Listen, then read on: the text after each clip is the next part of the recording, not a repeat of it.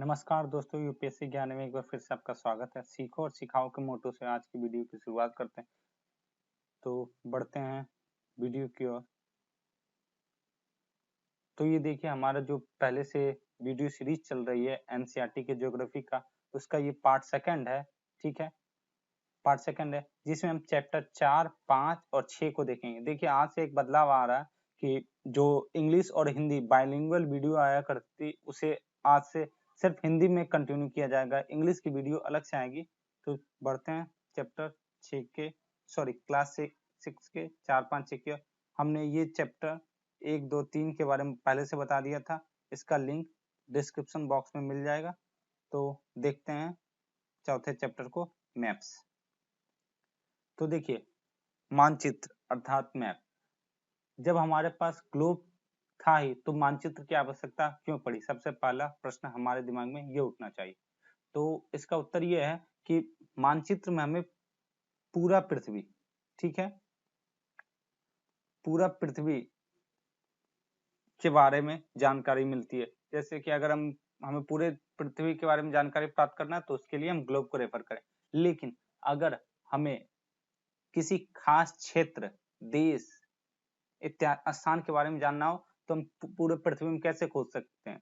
जैसे suppose that Delhi, Delhi के बारे में जानकारी हम ग्लोब से नहीं ले सकते, क्योंकि उसमें ये जो बहुत छोटा दिखेगा, पैमाना बहुत छोटा होगा, इसलिए मानचित्र बनाया गया। ठीक है, देखिए अब मानचित्र होता क्या है। तो मानचित्र पृथ्वी की सतह या इसके एक भाग का पैमाना के माध्यम से चपटी सतह पर खींचा गया एक चित्र है। ठीक है, तो मानचित्र क्या है? जो पृथ्वी का ही एक सतह का पैमाने पे चपटे सतह पे खींचा गया एक चित्र है। ठीक है, एक ये हो गया। दूसरा शब्द आता है एटलस के बारे में कि एटलस क्या है। तो बात यह है कि एक मानचित्र में मान लिया जाए भारत के बारे में है, ठीक है, किसी में और अन्य चीजों का मान लीजिए, दूसरा मानचित्र में है क्या, भारत की जलवायु के बारे में।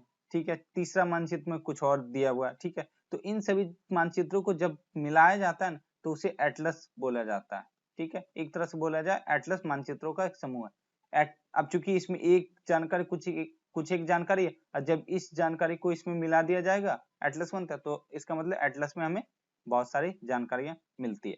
अब आगे कि मानचित्र कितने प्रकार के होते हैं। तो मानचित्र मुख्यतः 3 प्रकार के माने जाते हैं। हालांकि इनके बहुत से प्रकार हैं, लेकिन मुख्यतः 3 प्रकार के माने जाते हैं। पहला प्रकार है भौतिक मानचित्र। ठीक है, भौतिक मानचित्र कौन सा मानचित्र होता है? वैसा मानचित्र जिसमें पृथ्वी की प्राकृतिक आकृतियां जैसे पर्वत, पठार, मैदान, नदियां, महासागरों इत्यादि को दर्शाया जाता है, वैसे मानचित्र को भौतिक या उच्चावच मानचित्र कहा जाता है। इसका एग्जांपल देखिए, यहाँ पे ये है, ये देखिए भारत का भौतिक मानचित्र है। ठीक है, फिजिकल मैप है। इसमें देखिए एक तरफ इधर हिमालय रेंज को दिखाया गया, पर्वत को, इधर अजंता रेंज, दक्कन प्लेट्यू, मतलब जो प्राकृतिक चीजें हैं उसको दर्शाया गया। भौतिक भौतिक चीजें जो हैं, प्राकृतिक चीजें जो हैं, उसे दर्शाया गया है। तो वैसे मानचित्र को क्या कहा जाता है? भौतिक मानचित्र। अब दूसरा है राजनीतिक मानचित्र। ठीक है, तो राजनीतिक मानचित्र किसे कहते हैं? तो देखिए, राजनैतिक आधारों पे जब किसी मानचित्र का निर्माण होता है तो उसे राजनीतिक मानचित्र कहते हैं। जैसे कि राज्य, ये एक राजनीतिक क्षेत्र, नगर, शहर, गांव इत्यादि किसी पॉलिटिकल एस्पेक्ट्स में इसका निर्माण हुआ, इसलिए इसे राजनीतिक मानचित्र कहते हैं। इसमें किसी देश का मानचित्र हो सकता है, राज्य का मानचित्र हो सकता है, या उसकी सीमाओं को दर्शाया जा सकता है। इसका एग्जांपल देखिए, ये देखिए राजनीतिक मानचित्र है।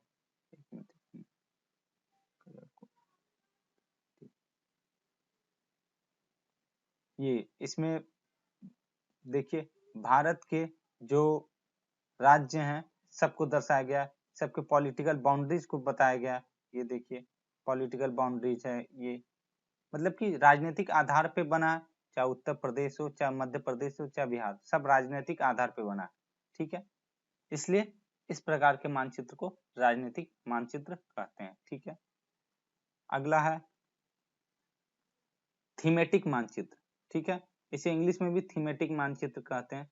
एक बात और बता दूं, जो भौतिक था उसे फिजिकल मैप बोलते हैं। ठीक है, और राजनीतिक को पॉलिटिकल मैप, और थीमेटिक मानचित्र को इंग्लिश में थीमेटिक मैप बोलते हैं।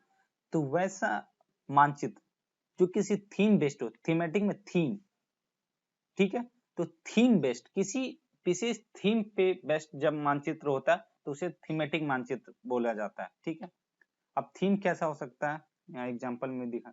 थीम मान लीजिए जलवायु एक थीम हो गया, वर्षा एक थीम हो गया, गेहूं का उत्पादन एक थीम हो गया। ठीक है, और बहुत से थीम हो सकते हैं, मतलब किसी भी थीम पे आधारित। ये देखिए, ये है वार्षिक रेनफॉल, एनुअल रेनफॉल। ठीक है, तो इस मानचित्र को क्या बोलेंगे, थीमेटिक मानचित्र। ठीक है, अब ऐसा हो सकता है वन क्षेत्र को भी दिखाया जा सकता है। देखिए वन को, उद्योग को, मतलब किसी थीम बेस्ड हो गया। अब ये देखिए दो अलग अलग एग्जांपल है, नेचुरल हैजार्ड्स प्राकृतिक आपदा। ठीक है, उसका यह भारत के 10 प्रमुख चावल उत्पादक राज्य 2012-13 का इसका मानचित्र है, किसी थीम बेस्ड है, इसलिए इसे थीमेटिक मानचित्र कहते हैं। अब आगे बढ़ते हैं। आगे यह है कि मानचित्र के 3 मुख्य घटक होते हैं। क्या होते हैं, दूरी, दिशा और प्रतीक। अब देखिए मानचित्र में जैसे ये हो गया दिया हुआ है। ठीक है, दूरी मतलब कि ये जो दूरी है, ठीक है, ये हो गया, दिशा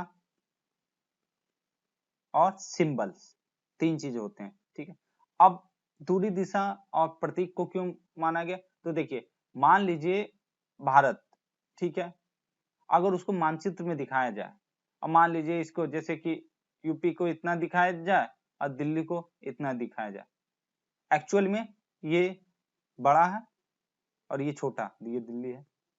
ठीक है, और ये यूपी है।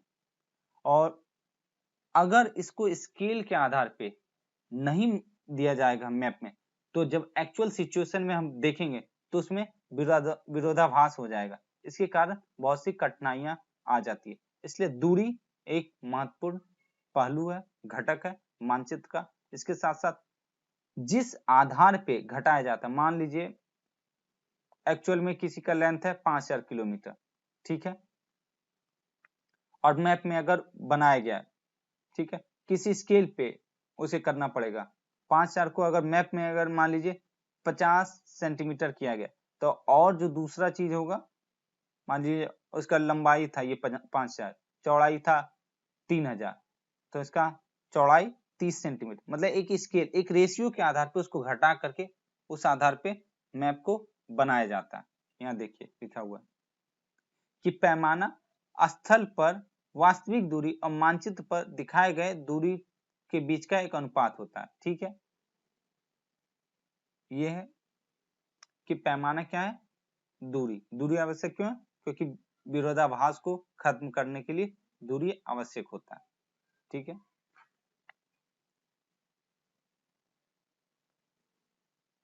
अब ये बताया गया कि छोटा जो मानचित्र जैसे 5 सेंटीमीटर, मतलब कि जो बड़े क्षेत्रों को छोटे पैमाने पे किया जाता है तो उसे छोटे पैमाने वाला मानचित्र, और मान लीजिए बड़े पैमाने पे बनाया जाता है, मान लीजिए एक्चुअल दूरी है 500 मीटर, हमने 100 मीटर के स्केल पे बनाया।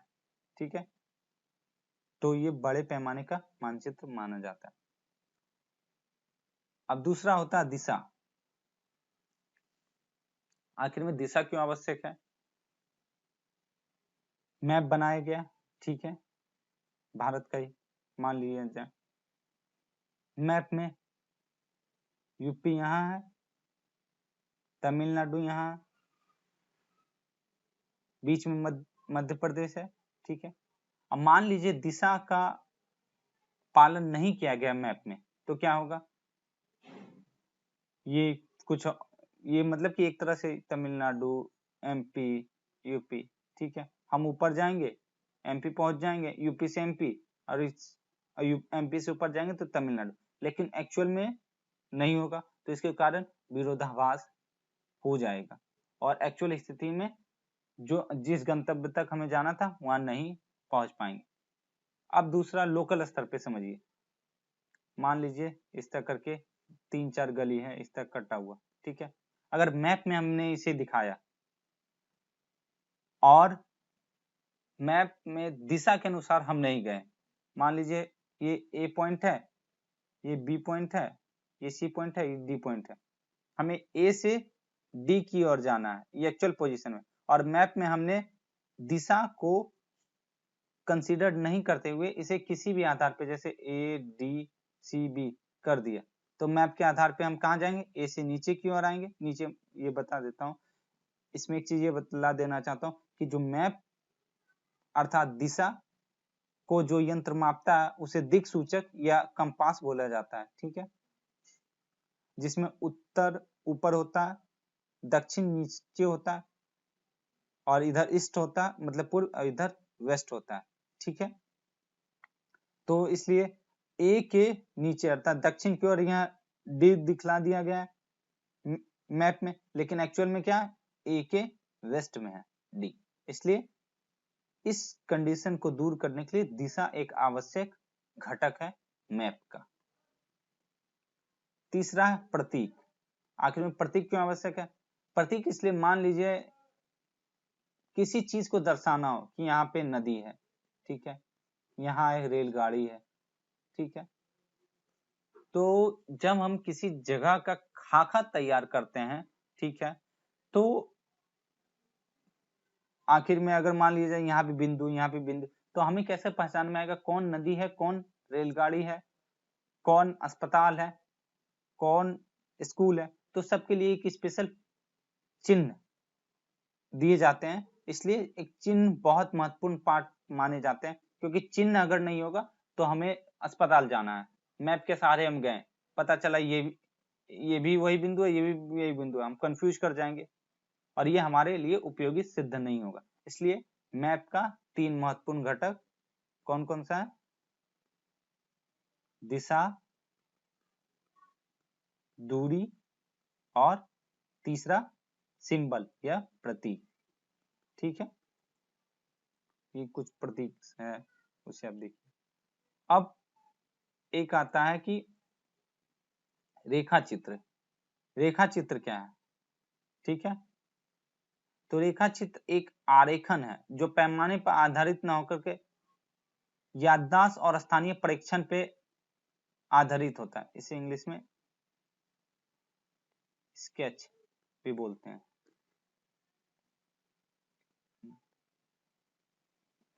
तो स्केच पैमाना पे बेस्ट नहीं होता है, जैसे कि उसमें हमने बताया था कि कोई फिक्स्ड दिशा और पैमाना माना जाता है कि 5000 की जगह 500 या जो भी पैमाना जिस विदेशियों में हुआ, लेकिन ये जो रेखा चित्र या स्केच होता है वो याददाश्त बेस्ड होता है, ठीक है, मान लिया जाए कि हम चांदनी चौक गए, चांदनी चौक का रेखा चित्र बनाया गया, तो वो हमारे याददाश्त पे बेस्ड होगा कि यहाँ पे ये दुकान थी, यहाँ ये बाजार था, यहाँ ये था, ठीक है, तो उस तरह के चित्रण को रेखा चित्र बोला जाता है, ठीक है, तो देखिए कभी कभी इस किसी क्षेत्र के एक कच्चे आरेखन की आवश्यकता वहां के एक स्थान को दूसरे स्थान के सापेक्ष दिखाने के लिए होता है, ठीक है, कि मान लीजिए यहाँ का कैसा है, कल यहाँ का कैसा है टेरेन, टेरेन मतलब होता है उच्चा उच्च, ठीक है, और वहां का कैसा, या फिर मतलब दोनों में कंपैरिजन करने के लिए रेखा चित्र बनाया जाता है, ठीक है, और दूसरा है खाका। खाका अर्थात प्लेन। प्लेन ये क्या है, एक छोटे क्षेत्र का बड़े पैमाने पे खींचा गया रेखा चित्र खाका कहलाता है। मान लीजिए एक छोटा सा क्षेत्र इतना, इसमें बहुत से डिटेल्स है, ठीक है, अब चूंकि डिटेल्स बहुत है और इसको इतना में ही बना दिया जाए तो हमें सारी डिटेल्स की जानकारी नहीं मिलेगी, तो क्या किया जाता है, इसको सपोज दैट इतना में बना दिया गया, जिसमें सब कुछ मान लीजिए यहाँ कुछ है यहाँ कुछ है, तो इसको खाका या प्लेन बोला जाता है। मैप में क्या होता है, बड़े क्षेत्र को छोटे क्षेत्र में, ठीक है, और खाका में छोटे क्षेत्र को बड़े क्षेत्र में, ठीक है, ये है दोनों में। तो ठीक है, इस चैप्टर में हमने क्या क्या पढ़ा कि मैप क्या होता है। तो मैप पृथ्वी का किसी सपाट क्षेत्र पे किया गया एक किसी क्षेत्र, किसी स्पेसिफिक क्षेत्र, रीजन इत्यादि का किसी सपाट क्षेत्र पे किया गया चित्रण ही मानचित्र या मैप कहलाता है, ठीक है, पहला। दूसरा कि मैप 3 प्रकार के होते हैं, भौतिक या फिर फिजिकल, ठीक है। दूसरा राजनीतिक या फिर पॉलिटिकल, और तीसरा थीमेटिक, ठीक है। 3 तरह के मैप। अब क्या है, 3 घटक होते हैं मैप के, दूरी, दिशा और प्रतीक, डिस्टेंस, डायरेक्शन एंड सिंबल, ठीक है। उसके बाद हमने क्या पढ़ा था, रेखा चित्र क्या होता है। तो रेखा चित्र मेमोरी के बेस्ड मैप जो बनाया जाता है, अर्थात याददाश्त आधारित मानचित्र रेखा चित्र कहलाता है। और खाका क्या होता है, खाका जिसे प्लेन बोलते हैं, वो किसी छोटे क्षेत्र को बड़े आधार पे चित्रण किया जाता है, उसे खाका या प्लेन बोला जाता है, ठीक है। इसके साथ हमारा ये चैप्टर खत्म हुआ। अब चैप्टर 5,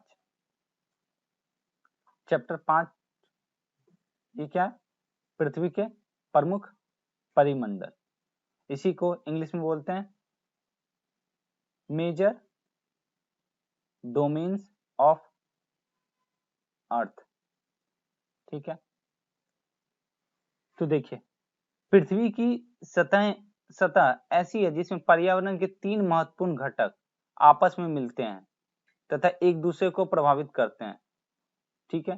तो पृथ्वी का ठोस भाग जिस पर हम रहते हैं उसे भूमंडल कहते हैं, भूमंडल, या इसी को इंग्लिश में लिथोस्फीयर बोलते हैं, ठीक है। दूसरा है कि गैस का परत जो पृथ्वी के चारों ओर उसे घिरती है उसे वायुमंडल कहते हैं, अर्थात एटमॉस्फेयर। एटमॉस्फेयर, गैसों की परत जो पृथ्वी के चारों ओर घिरी रहती है उसे वायुमंडल या एटमॉस्फेयर कहते हैं, जिसमें ऑक्सीजन, नाइट्रोजन, CO2 और इत्यादि अलग अलग गैसें होती हैं। और तीसरा वह क्षेत्र जहां पे जल पाया जाता है, ठीक है, जल पाया जाता है उसे क्या बोलते हैं, जलमंडल, या इंग्लिश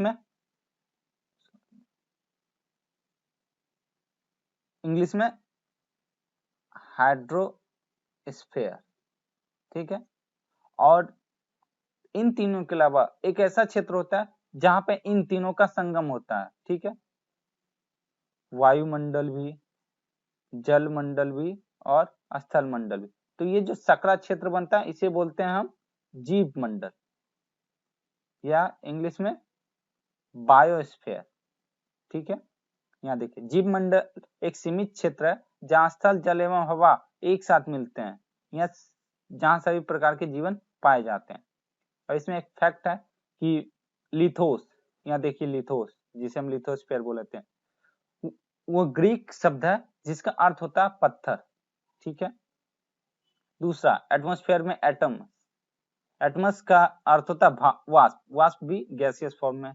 और तीसरा हाइड्रोस्फेयर में हाइड्रोस, हाइड्रो ये क्या, इसका अर्थ होता है जल। और बायोस ग्रीक वर्ड का अर्थ होता है जीवन। अब समझ रहे हैं, ये जो हमारा हाइड्रोस्फेयर, लिथोस्फेयर, एटमॉस्फेयर, बायोस्फेयर बना वो ग्रीक टर्मिनोलॉजी से बना। अब आगे देखते हैं कि भूमंडल कहते किसे। तो भूमंडल ठोस भाग पृथ्वी का, ठीक है, यह भूपर्पट्टी की चट्टानों और मिट्टी की पतली परतों से बना होता है जिसमें जीवन के लिए पोषक तत्व पाए जाते हैं, ठीक है। जो हम जहाँ पे रहते हैं, जहाँ पे पेड़ पौधे उग रहे हैं, ठीक है, वो सब पार्ट क्या कहलाता है, जहाँ पे जीवन एग्जिस्ट कर रहा है, मतलब मनुष्य जीवन, हालांकि जीवन पानी में भी एग्जिस्ट करता है, मतलब मनुष्य मानव जीवन जहाँ एग्जिस्ट कर रहा है वो भूमंडल कहलाता है, जहां हम मनुष्य रहते हैं भूमंडल कहलाता है। ठीक है, अब देखिए भूमंडल के दो पार्ट हैं। पहला क्या है, महाद्वीप, स्थलीय भूभाग को क्या कहते हैं, महाद्वीप। तथा दूसरा बड़े जलाशयों को महासागरीय बेसिन कहा जाता है। अब देखिए भूमंडल, अब एक जिस स्थल या प्रॉपर्टी के भाग को हम देख पा रहे हैं वो हो गया महाद्वीप, जहां आप रहते हैं, हम रहते हैं। ठीक है, और दूसरा पार्ट, दूसरा स्थल का वो भाग जो समुद्र, नदी इत्यादि के नीचे है, हालांकि नदी को नहीं माना जाता, मेजरली समुद्र या महासागर के नीचे है, जैसे प्रशांत महासागर हो गया, हिंद महासागर हो गया। हालांकि वो बहुत बृहद पानी का एक क्षेत्र है, लेकिन उसके नीचे भी जमीन है। ठीक है, तो उस जमीन और ये इन दोनों को मिला करके भूमंडल का निर्माण होता है। ठीक है, तो भूमंडल में क्या क्या पाए जाते हैं, महाद्वीप और महासागरीय बेसिन। अब देखिए एक यह है कि समुद्र जल का तल सभी जगह समान होता है, अर्थात जो जिसे समुद्र तल अर्थात सी लेवल बोलते हैं। ठीक है, सी लेवल बोलते हैं, सी लेवल बोलते हैं, उसमें प्रशांत महासागर हो या फिर हिंद महासागर हो या फिर अटलांटिक महासागर हो, सभी महासागरों का जो जल स्तर होता है वो एक समान होता है। ठीक है, और वहां से ऊपर जो भी ऊंचाई है उसको उसी स्तर से मापा जाता है। जो तीनों का स्तर है इसे शून्य माना जाता है और उससे ऊपर की ऊंचाई को स्थल की ऊंचाई के रूप में जाना जाता है। जैसे कि हम जानते हैं कि माउंट एवरेस्ट 8848 मीटर, या फिर इसमें बहुत जगह 8850 मिलता है। ठीक है, कहीं 40 मिलता है, 8850 या 40 जो भी है, वो जो ऊंचाई है वो इसी समुद्र स्तर से मापा गया है। ठीक है, इसके साथ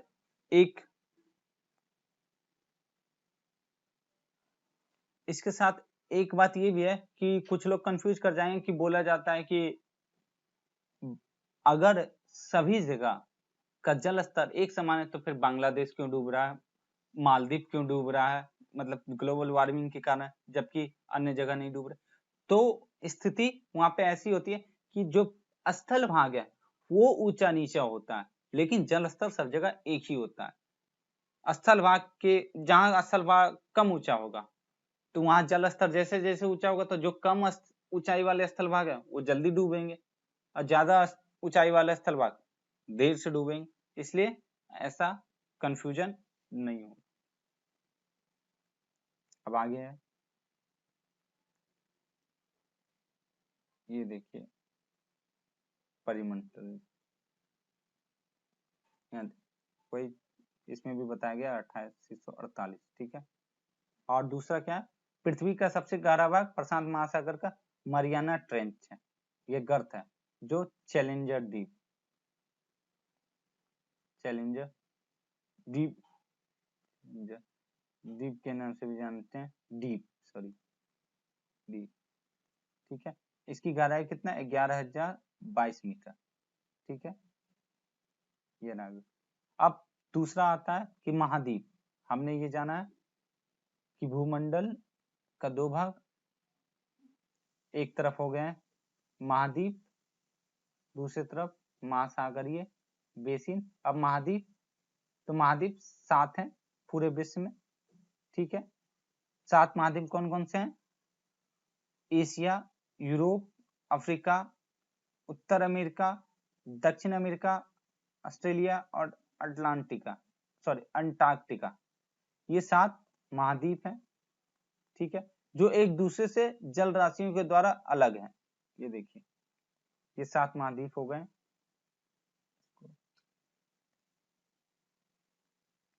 ये है 7 महाद्वीप, उत्तर अमेरिका, दक्षिण America, Africa, Europe, Asia, Australia, ठीक है। और ये 7वां अंटार्कटिका जो बर्फ से ढका हुआ।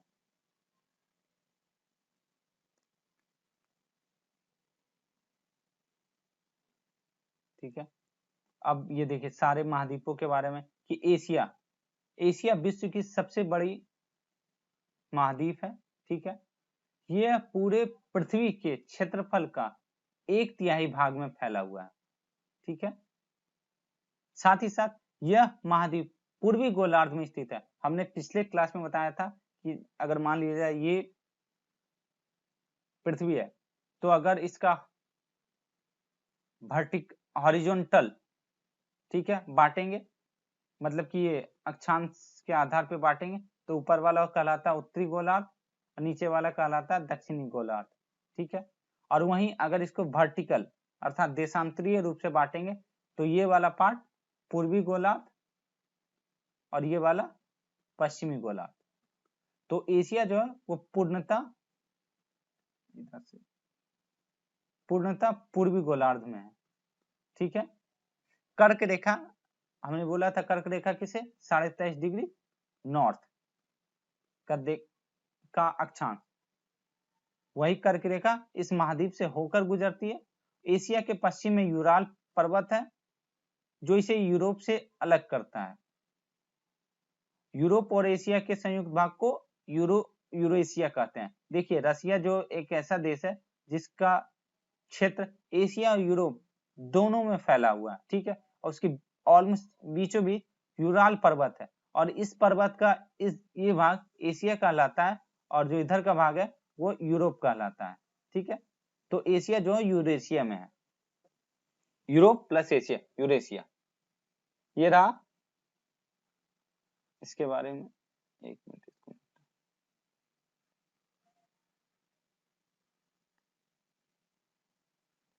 ठीक है। अब दूसरा आता है यूरोप। तो यूरोप एशिया से बहुत छोटा है। यह महाद्वीप एशिया के पश्चिम में स्थित है। हमने आपको बताया कि यूराल पर्वत के पश्चिम में स्थित है। आर्कटिक वृत्त इससे होकर गुजरता है। आर्कटिक वृत्त किसे कहते हैं, तो हमने पिछले क्लास में बताया था कि वो 66.5 डिग्री नॉर्थ अक्षांश, ये रेखा को आर्कटिक वृत्त कहा जाता है। ठीक है, दूसरा बात यह है, यह 3 तरफ से जल से घिरा है। ये देखिए, ये यूरोप, ये एशिया है। ठीक है, एशिया में ये यूराल पर्वत इसको डिवाइड कर रहे। दूसरा हो गया यूरोप। यूरोप के बारे में क्या बोला, ये आर्कटिक वृत्त यहाँ से कुछ इस तरह जाती है, वो पास करती है। ठीक है, दूसरा ये तीनों तरफ से यूरोप पानी से घिरा हुआ। ये देखिए इधर ये पानी है, एक तरफ इधर पानी, दूसरे तरफ पानी, तीसरे तरफ पानी, ये चौथा तरफ सिर्फ एक तरफ भूमि है। ठीक है, इन सभी के बारे में डिटेल्ड अगले क्लासेस में देखा जाएगा। अभी जो क्लास के आधार पे उसी तरह बताया जा रहा है। दूसरा है अफ्रीका।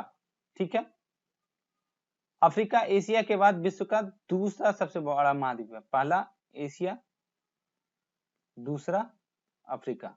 ठीक है, इस महाद्वीप से विषुवत वृत्त मतलब 0 डिग्री अक्षांश, यहाँ लिखा हुआ, इसके मध्य से होकर गुजरती है। ठीक है, अफ्रीका का एक बहुत बड़ा भाग उत्तरी गोलार्ध में स्थित है, अर्थात कुछ भाग इसका दक्षिणी गोलार्ध में भी स्थित है। ठीक है, अब यह है कि यही एक ऐसा महाद्वीप है जिससे कर्क रेखा, विषुवत रेखा और मकर तीनों रेखाएं गुजरती है। देखिए कभी कभी ऐसा पूछा जा सकता है कि विश्व का कौन सा महाद्वीप से कर्क रेखा, विषुवत रेखा और मकर रेखा गुजरती है, तो एकमात्र अफ्रीका है। ये देखिए, ये अफ्रीका हो गया, इससे यहाँ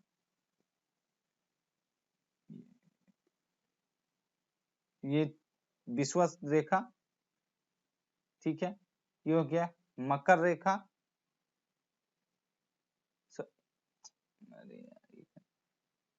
ये है अफ्रीका, सॉरी मिस्टेक हो गई, विषुवत रेखा, मकर रेखा और इधर से कर्क रेखा, ये एकमात्र इसी में। देखिए इसमें दक्षिण अमेरिका में ऐसा है नहीं है, उत्तर अमेरिका में नहीं है, यूरोप एशिया में नहीं है, अंटार्कटिका में भी नहीं है, ऑस्ट्रेलिया में भी नहीं है, सिर्फ और सिर्फ अफ्रीका के साथ है।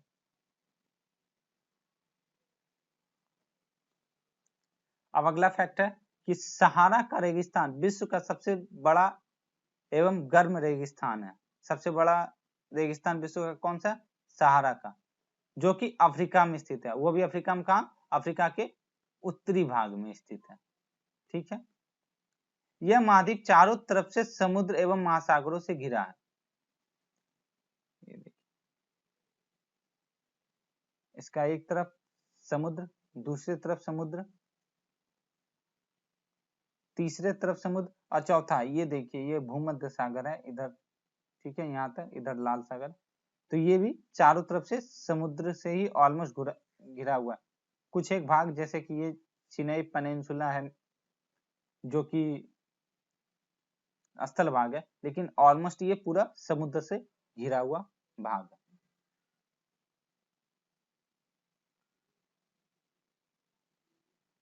विश्व की सबसे लंबी नदी नील। विश्व की सबसे लंबी नदी कौन है? नील। किस महादेश से होकर के गुजरती है? तो अफ्रीका। ठीक है, इसे भी याद रखिए। अब आगे उत्तर अमेरिका में। उत्तर अमेरिका विश्व का तीसरा सबसे बड़ा महाद्वीप है। पहला एशिया, दूसरा अफ्रीका, तीसरा उत्तर अमेरिका। ठीक है, और यह दक्षिण अमेरिका से एक सक्रिय स्थल से जुड़ा है जिसे पनामा स्थल संधि बोलते हैं। यह स्थल संधि क्या है ये बाद में बताएंगे, अगले चैप्टर में है। ये देखिए ये हो गया उत्तर अमेरिका, ये हो गया दक्षिण अमेरिका, ये बहुत सकरा है, स्थल संधि से जुड़ा है। ठीक है, कहा जाता है कि यह महाद्वीप पूरे तरह से उत्तर एवं पश्चिमी गोलार्ध में स्थित है। ठीक है, ये हमने बताया था, ये यहाँ पे इसका मतलब होगा उत्तर अमेरिका। यह महाद्वीप 3 सागरों से घिरा हुआ है। ठीक है, इधर प्रशांत महासागर, इधर अटलांटिक महासागर और ऊपर में उत्तर महासागर, या इसे बोल सकते हैं आर्कटिक महासागर। ठीक है, 3 तरफ से, और एक तरफ से इधर यहाँ पे दक्षिण अमेरिका का भाग हो जाता है। अब चौथा आता है दक्षिण अमेरिका। यह महाद्वीप का अधिकांश भाग दक्षिणी गोलार्ध में स्थित है। ठीक है, इसके पूर्व एवं पश्चिम में कौन दो महासागर है? ये देखिए, ये हो गया दक्षिण अमेरिका, इसके पूर्व में अटलांटिक महासागर, पश्चिम में प्रशांत महासागर और इधर दक्षिण महासागर। ठीक है, ये भी तीनों तरफ से किससे? महासागरों से घिरा हुआ है। इसे चारों तरफ से भी बोला जा सकता है। ये देखिए ये पार्ट भी अटलांटिक महासागर से है।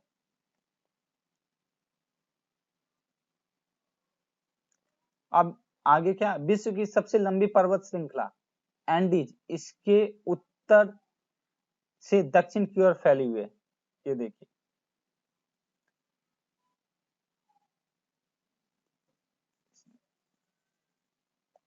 ये रहा एंडीज,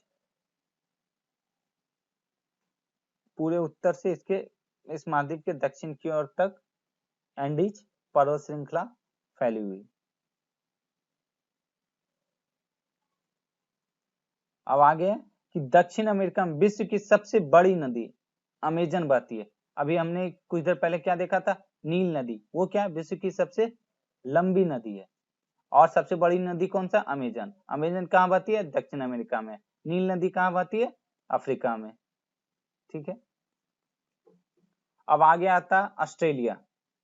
ऑस्ट्रेलिया सबसे छोटा महाद्वीप है, सातों में सबसे छोटा कौन सा? ऑस्ट्रेलिया। ठीक है, यह पूरी तरह से दक्षिणी गोलार्ध में स्थित है। इस तरह से यहाँ पे है कुछ स्थित है। ठीक है, और ये चारों तरफ से महासागर एवं समुद्र से घिरा हुआ है। इसके चारों ओर महासागर है। यहाँ देखिए ये चारों से, इधर प्रशांत महासागर, हिंद महासागर, दक्षिण महासागर का पार्ट है, इधर भी प्रशांत महासागर और हिंद महासागर के बीच का मेल वाला क्षेत्र है, ठीक है। ये चारों तरफ से किससे, महासागरों से घिरा हुआ। इसके पूर्वी भाग में ग्रेट डिज्नीलैंड रेंज स्थित है, ठीक है। इस यहीं पे विक्टोरिया डेजर्ट भी स्थित है।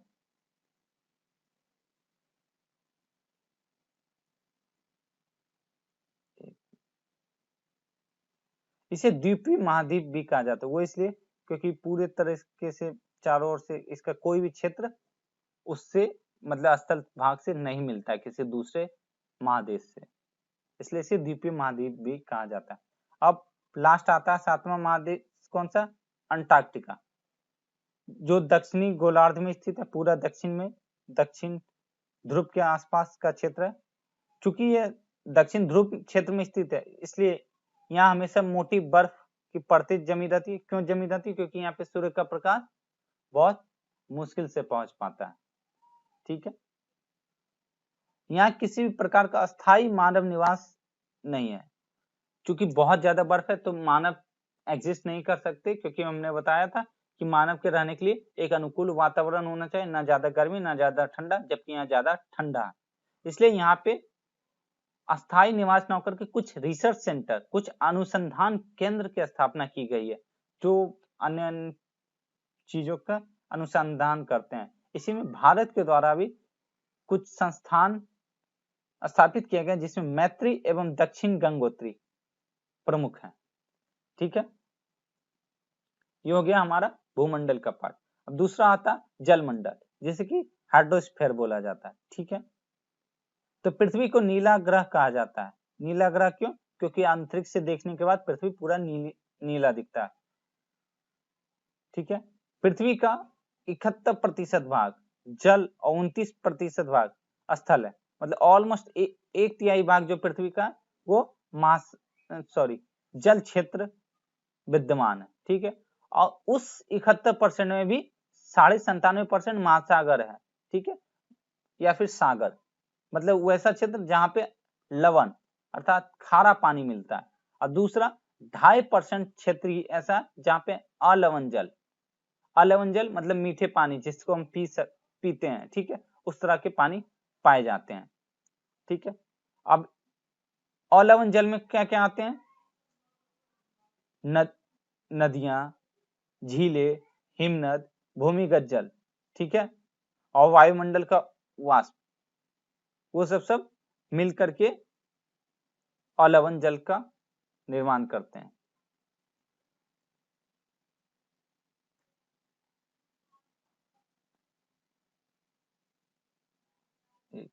हाँ, यही बताया जा चुका कि भाग में नहीं आता। दूसरा कि महासागर, तो महासागर जलमंडल के मुख्य भाग है। याद रखिए वहां पे हमने बताया था महासागरीय बेसिन, इसके ऊपर जो इस जल रहता है ये जलमंडल का पार्ट है, जबकि ये इसके नीचे का जो भाग है, ठीक है, ये स्थल मंडल का पार्ट है, ठीक है।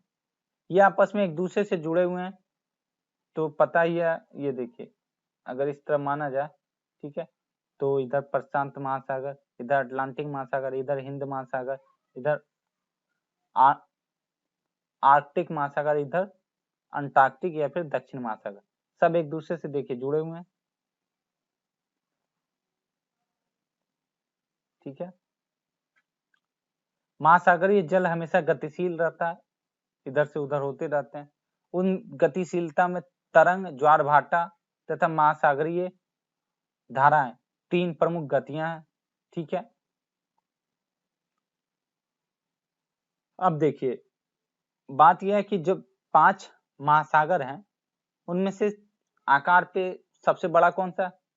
प्रशांत महासागर, दूसरा अटलांटिक महासागर, तीसरा हिंद महासागर, चौथा दक्षिणी महासागर, और सबसे लास्ट और अंतिम अंटार्कटिक महासागर। अंटार्कटिक महासागर उत्तरी ध्रुव के पास है, दक्षिण महासागर दक्षिणी ध्रुव के पास है, बाकी ये 3 महासागर इधर उधर फैले हुए हैं, ठीक है। तो टोटल महाद्वीप कितने? 7, महासागर कितने? 5।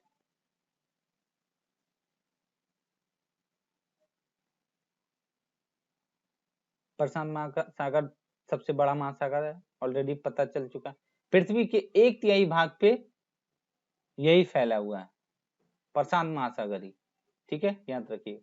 और मरियाना ट्रेंच या गर्त, ये पहले ही बताया जा चुका है, वो प्रशांत महासागर में स्थित है। और प्रशांत महासागर का आकार जो है वो लगभग वृत्ताकार है, ठीक है। कुछ एक फैक्ट्स इस तरह ये जो पूछे जाते हैं एग्जाम्स में। ईस्ट एशिया, ऑस्ट्रेलिया, उत्तर और दक्षिण अमेरिका इसके चारों ओर स्थित है। जो प्रशांत महासागर है, अगर ये देखिए,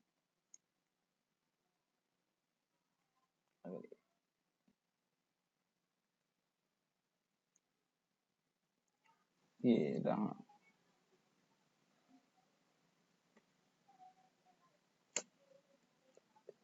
एक मिनट, ये इधर से ये है, ठीक है, और इधर निकलता है, ये एक तरह से वृत्ताकार है प्रशांत महासागर,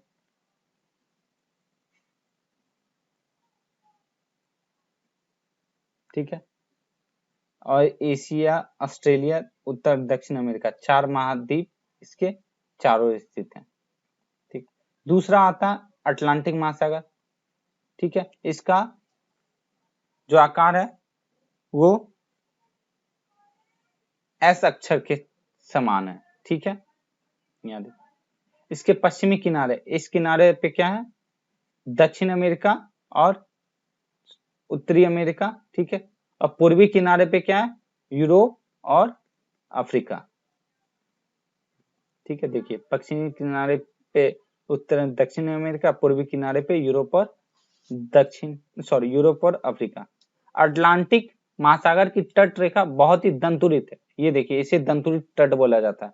इस तट की एक खासियत यह है कि यहाँ पे पतन बनाने की अनुकूल स्थितियां पाई जाती है। देखिए, यहाँ पे एक्चुअली होगा, यहाँ पे पानी तो होगा लेकिन इधर बहाव ज्यादा नहीं होगा, इसके कारण यह अनुकूल हो जाता है पतन निर्माण के लिए।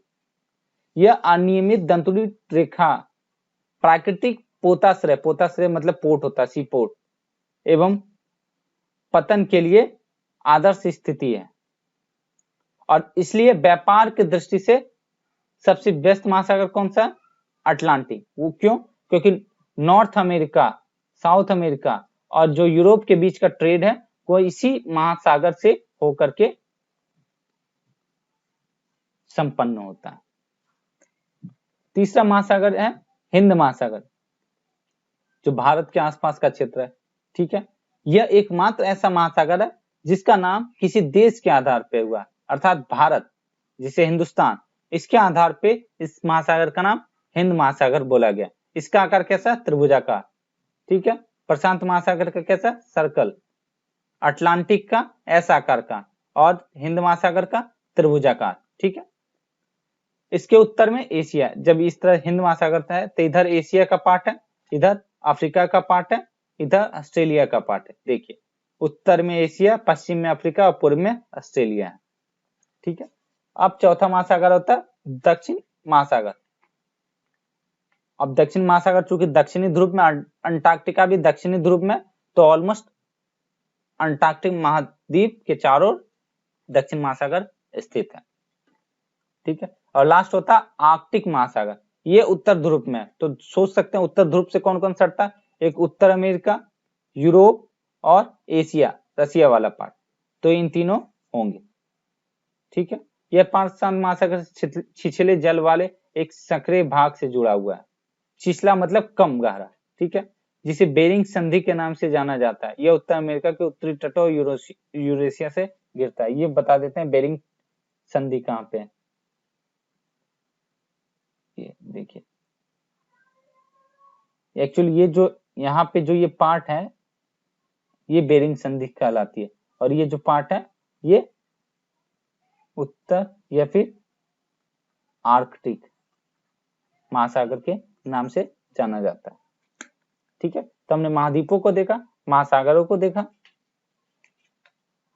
अर्थात जलमंडल और भूमंडल का पार्ट हो गया, ठीक है। अब तीसरा आता है वायुमंडल। तो हमारे पृथ्वी और हमारे चारों ओर गैसों की जो आवरण या जो परत पाई जाती है उसे ही वायुमंडल कहा जाता है। ठीक है, वायु की ये पहली परत वायु की यह पतली परत इस ग्रह का महत्वपूर्ण एवं अटूट भाग है। वो इसलिए क्योंकि वायुमंडल के एग्जिस्टेंस के कारण ही मनुष्य का एग्जिस्टेंस है। ठीक है, यह हमें लोगों को सूर्य की कुछ हानिकारक किरणों से भी बचाता है। ठीक है, इसके कारण ही हम लोग सांस ले पाते हैं। ठीक है, इसलिए वायुमंडल एक आवश्यक परिमंडल है मनुष्य के और एवं जीवन के एग्जिस्टेंस के लिए। वायुमंडल करीब 1600 किलोमीटर ऊंचा है।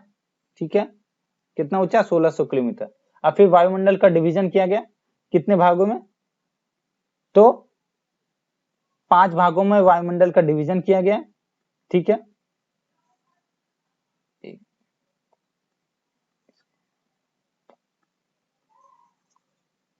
सबसे नीचे वाला भाग कहलाता है क्षोभ मंडल। ठीक है, दूसरा समताप मंडल, तीसरा मध्य मंडल, चौथा आयन मंडल और पांचवा बहिर्मंडल। इसके ऊपर अंतरिक्ष का भाग होता है। ठीक है, तो देखिए क्षोभ मंडल।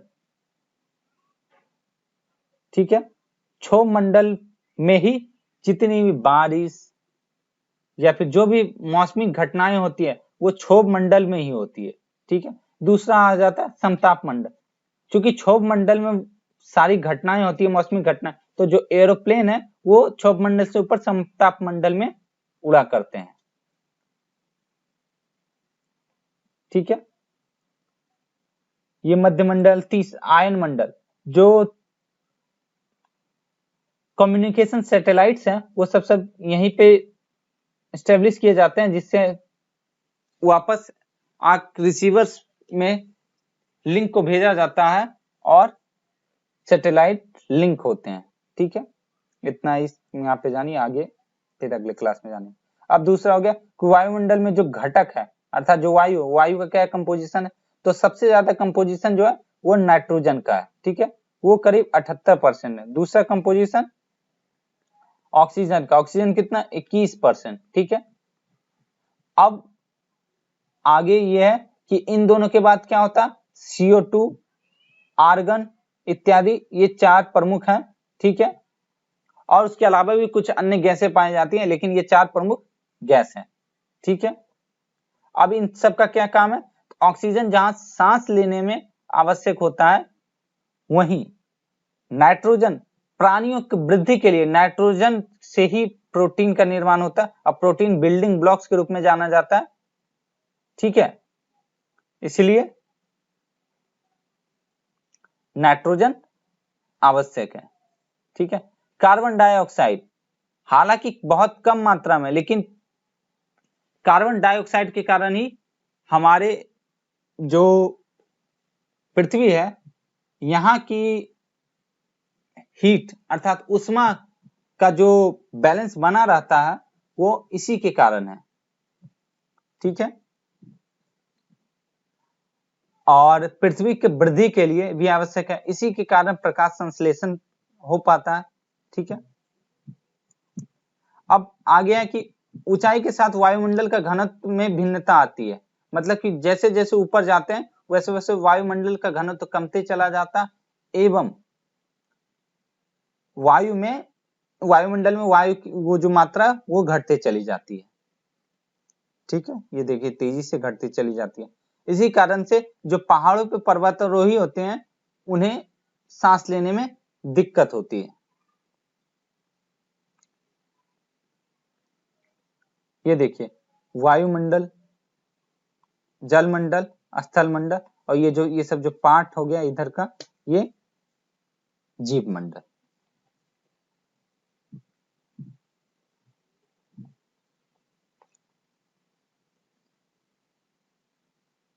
अब दूसरा बात है कि जैसे जैसे हम ऊपर जाते हैं वैसे वैसे तापमान भी घटता है। ठीक है, आगे यह है कि वायुमंडल पृथ्वी पर दबाव डालता है, जिसे वायुमंडलीय दबाव के नाम से जानते हैं। ठीक है, ये एक जगह से दूसरे जगह पे अलग हो सकता है, क्योंकि देखिए ज्यादा ऊंचाई पे रहेंगे तो वायु का कम दबाव पड़ेगा तो कम वायुमंडलीय दबाव रहेगा, अगर ज्यादा बहुत मान लीजिए समुद्र तल पे होंगे तो ज्यादा होगा, तो यहाँ पे ज्यादा वायुमंडलीय दबाव होगा। तो होता है क्या, ऊंचाई से नीचे, क्योंकि वायु की मात्रा बढ़ती चली जाती है, इसलिए ऊंचाई पे कम वायुमंडलीय दबाव और समुद्र स्थल पे अधिक वायुमंडलीय दबाव। देखिए अब होता यूं है कि चूंकि दबाव जहां पे ज्यादा रहेगा तो मतलब एयर ज्यादा है, दूसरा जहां कम वायुमंडलीय दबाव है मतलब एयर कम है, तो हमेशा ज्यादा से कम की ओर ट्रांसफर होता है। ठीक है, क्योंकि यहाँ कम घनत्व खाली स्पेस है, चला जाएगा। स्पेस, खाली स्पेस सिर्फ समझाने के लिए, इस तरह कुछ होता नहीं है। ठीक है, दबाव कम है तो इसलिए यहाँ से यहाँ ट्रांसफर होता है। जैसे कि मान लीजिए अगर एक कमरे में 5 व्यक्ति, एक कमरे में 2 व्यक्ति हैं, तो ऑब्वियसली आप चाहते हैं कि इस कमरे में जाए, इसलिए ज्यादा वायुमंडलीय दबाव से कम वायुमंडलीय दबाव की तरफ वायु का परिसंचरण होता है। ठीक है, और दूसरी बात, जब वायु ऐसे है मतलब नहीं बाहर नहीं रही है, ठीक है, तो उसे वायु कहते हैं। लेकिन जब वही वायु बहने लगती है, ठीक है, इस तरह तो उस वायु को हम पवन बोलते हैं। ठीक है, या समीर भी। अब आगे आता है तीसरा, जीव मंडल। तो जीव मंडल क्या, स्थल, जल और हवा के बीच का सीमित या संकरा क्षेत्र है जहां पे जीवन मौजूद होता है। ठीक है, यहीं पे सूक्ष्म जीव भी मिलते हैं, यहीं पे बैक्टीरिया भी मिलते हैं, यहीं पे स्तनधारी भी मिलते हैं। ठीक है, तो जीव मंडल में जो प्राणी होते हैं उन्हें 2 भागों में बांटा गया, जंतु जगत और पादप जगत। जंतु जगत जैसे कि मनुष्य, जानवर, पक्षी, आप इसके अलावा और बहुत से जैसे मछली इत्यादि सब इसी में आ जाते हैं।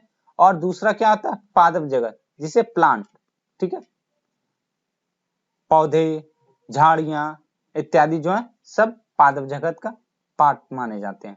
ठीक है, पृथ्वी की ये तीनों परिमंडल आपस में पारस्परिक क्रिया करते हैं। अर्थात देखिए जो वायुमंडल है, जलमंडल, स्थल मंडल है, सब एक दूसरे से क्रिया करते हैं। इसके कारण हमारा पृथ्वी चलता रहता है। ठीक है, जैसे कि लकड़ी तथा खेतों के लिए वन को काटा गया।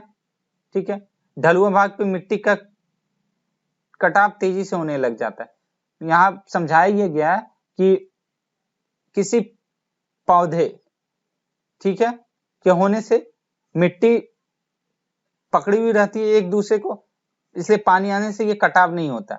लेकिन जैसे ये पौधा कटता है, ये एक दूसरे को, जड़ जो है इसको पकड़ा नहीं रह सकता और मिट्टी ढीली हो जाती है, और जैसे बारिश होता है, ये पानी आता है, तो ये कटाव होने लग जाता है। यही समझाया गया।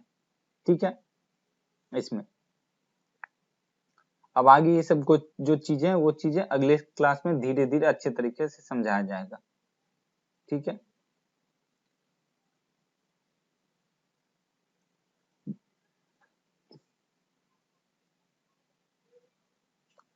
यह है कि सुनामी के कारण अंडमान निकोबार द्वीप समूह का कुछ भाग पानी में डूब गया। ठीक है, ये सब इतना आवश्यक है नहीं। हमारे ये चैप्टर भी खत्म हुआ। इसमें हमने क्या क्या पढ़ा, पृथ्वी के परिमंडल। ठीक है, परिमंडल में 3 हो गया, क्या, वायुमंडल, जलमंडल और स्थल मंडल, और ये तीनों मिलकर के जीव मंडल का निर्माण करते हैं। ठीक है, फिर स्थल मंडल में क्या, महाद्वीप और महासागरीय बेसिन। महाद्वीप में 7 महाद्वीप हैं। ठीक है, अब जीव मंडल में हो गए महासागर। ठीक है, महासागर 5 महासागर हैं। ठीक है, अब हो गया वायुमंडल। वायुमंडल में 5 हैं, इसको बांटा गया, क्षोभ मंडल, समताप मंडल, ठीक है, और मध्य मंडल, आयन मंडल और बहिर्मंडल। ठीक है, ये